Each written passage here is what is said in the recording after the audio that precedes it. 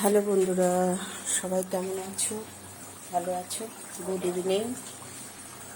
চলো রান্নার ভিডিও নিয়ে এসেছি, কি রান্না করছি তোমাদের দেখাই।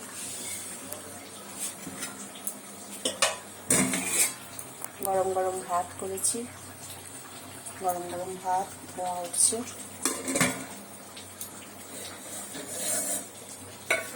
আর এখানে করা হয়েছে আলু, পেঁপে আর ওলকচু দিয়ে চিংড়ি মাছের তরকারি করেছি। আলু, পেঁপে, ওলকচু। আর এখানে ছেলের আবদার, 5-6 মাসের উপরে হয়ে গেছে চিকেন খায় না ছেলে। কালকে কিছু করে দিইনি, কালকে মনটা খুব খারাপ ছিল, কিছু করে দিইনি। তা ছেলে অল্প করে চিকেন নিয়ে এসছে, এই চিকেন রান্না করছি। আর আমি তো চিকেন রান্না করলে খেতে পারি না নিজে নিজে, ওই জন্য আমি এইটা দিয়েই খাবো তরকারি। আর একবার দেখিয়ে দিই, গরম গরম ভাত হয়ে গেছে। করেছি এখানে আলু, পেঁপে আর ওলকচু দিয়ে চিংড়ি মাছের তরকারি, আর এখানে চিকেন কারি।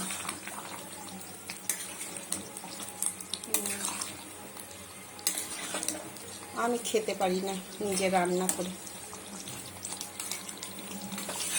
ঠিক আছে বন্ধুরা, সবাই ভালো থেকো, সুস্থ থেকো।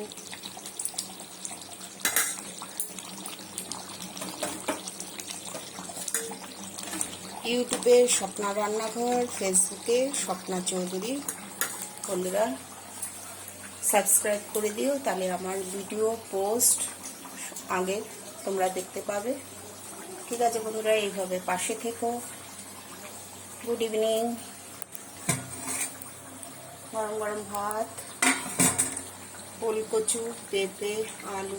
অনেক বছর পর ওলকচু নিয়ে এসেছি আমি বাজার থেকে।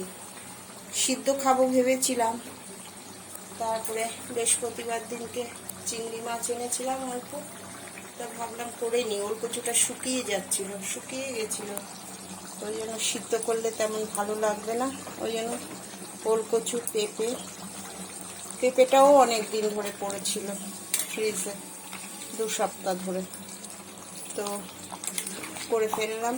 আর একটু চিংড়ি মাছ রেখে দিয়েছি, কালকে দেখি করবো একটু ভেন্ডি দিয়ে। অল্পই চিংড়ি মাছ আনা হয়েছে, 1 পাও মানে 250। আর এখানে ছেলের জন্য, ওর বাবাও বলছে, ওদের জন্য চিকেন করা হয়েছে। ঠিক আছে বন্ধুরা, সবাই ভালো থেকো। রান্নাটা কেমন হলো কমেন্ট করে জানিও। চিকেনের কালার আর এদিকে চিংড়ি মাছের তরকারির কালার কেমন হয়েছে জানিও তোমরা। ভালো থেকো, সুস্থ থেকো সবাই। Good evening, by.